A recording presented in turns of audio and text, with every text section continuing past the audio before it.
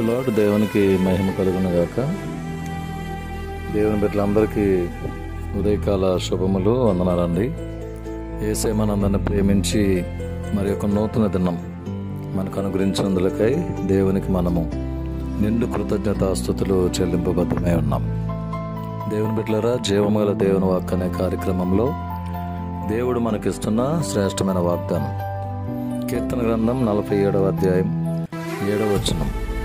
సైన్యములకు అధిపతి యెహోవా మనకు తోడై ఉన్నాడు, యాకోబు యొక్క దేవుడు మనకు ఆశ్రయమై ఉన్నాడు. చక్కటి వాగ్దానం అండి.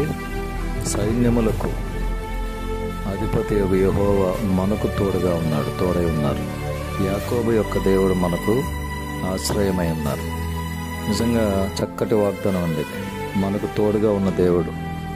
బైబిల్ గ్రంథంలో యాకోబు జీవితం మనకు తెలుసు.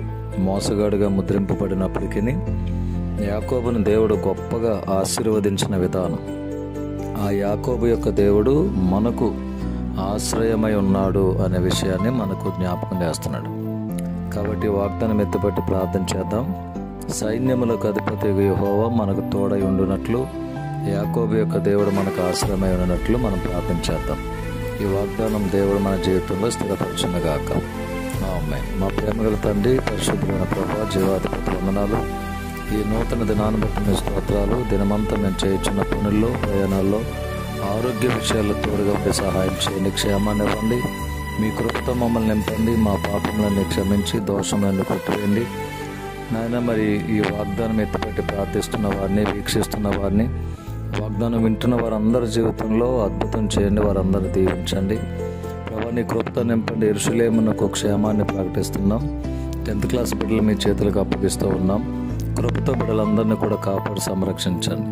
బలహీనులు బలపరచండి. అనారోగ్యంతో ఉన్న వారికి ఆరోగ్యాన్ని ఇవ్వండి. హాస్పిటల్స్లో ఉన్న వారికి స్వస్థతను దయచేయండి. మీ కృప చేత నింపి బలపరచండి. మహిమ మీకే ఆరోపిస్తూ యేసు నామములో ప్రార్థించి వేడుకొని పొంది ఉన్నాం తండ్రి. ఆమేన్. తండ్రి, కుమారుడు, పరిశుద్ధాత్మ త్రియేక దేవుని దీవెనలు సదాకాలం మనందరికి తోడై ఉన్నగాక. Amen. God bless you all. God bless our India.